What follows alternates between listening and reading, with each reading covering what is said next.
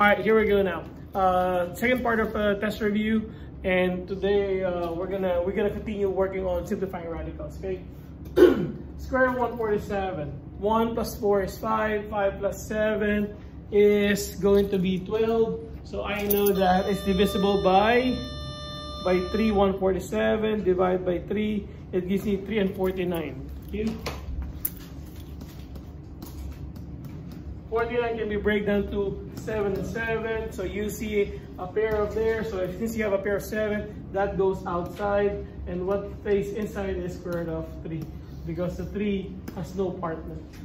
2 is 2. You do 2 is 2. 2 plus 5 plus 2. They're divisible by 2. So 2, 5, 2 divided by 2 will give me 126.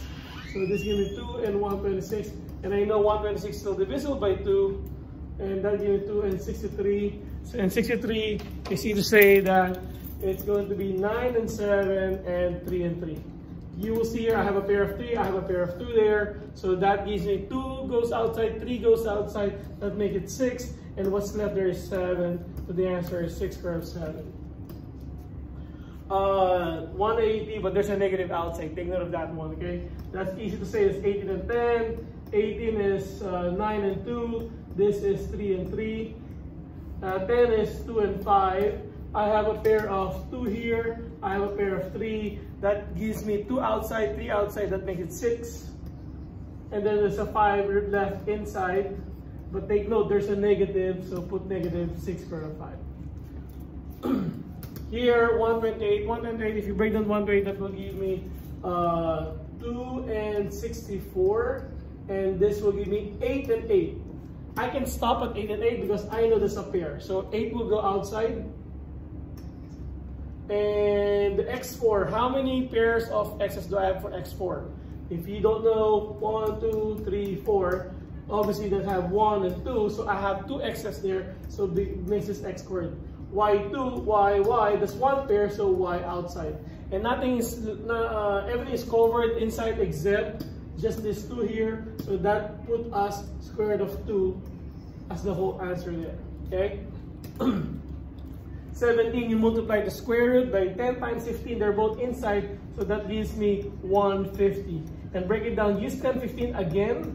It's easy to think about that way. 2 and 5, and then 5 and 3. You will see I have 2 pairs of 5. I have a pair of 5, I mean. So 1 pair goes outside. 2 and 3 remain inside. That will become 6. Okay? For this one here, you cannot multiply 4 by 10 nor 2. There's an invisible one there. Those are the coefficient of the radical. So negative 4 times 1 is negative 4. 2 and 10 are both inside the square root. They're radicand. You can multiply them. 2 times 10 will be 20.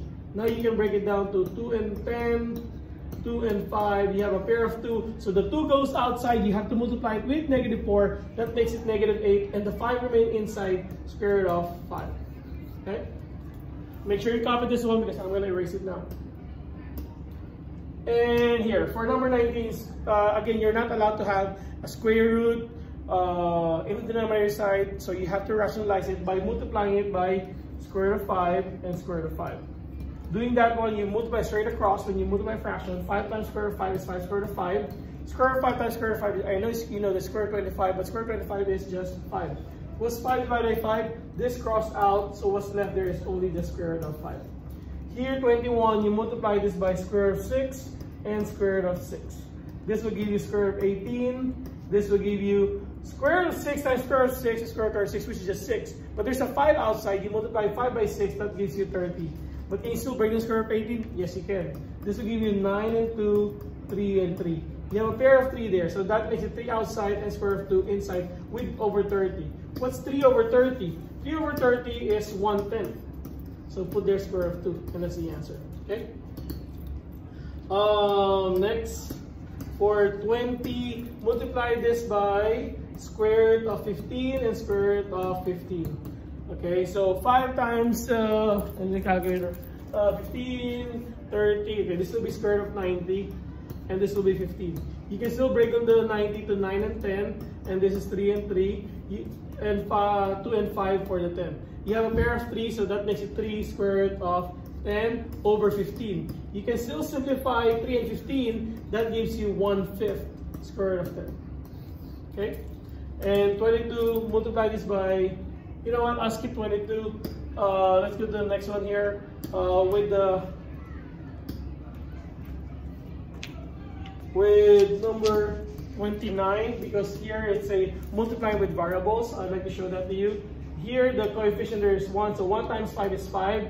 10 times 10 is square root of 100, and n cubed n, that will give you n to the 4th power. We know 100 is 10 and 10, and that's a pair of 10, so the 10 goes outside. So, but there's a 5 there, so you multiply 5 by 10, that makes it 50. How many pairs of n do we have for 4 n's? 1, 2, 3, 4. One pair. So that would be n squared. If you notice, there's nothing left inside squared, so the answer is 50n squared. Okay, there you go. I hope this helps you to prepare for your test. And let me know if you have any question. Kaboom!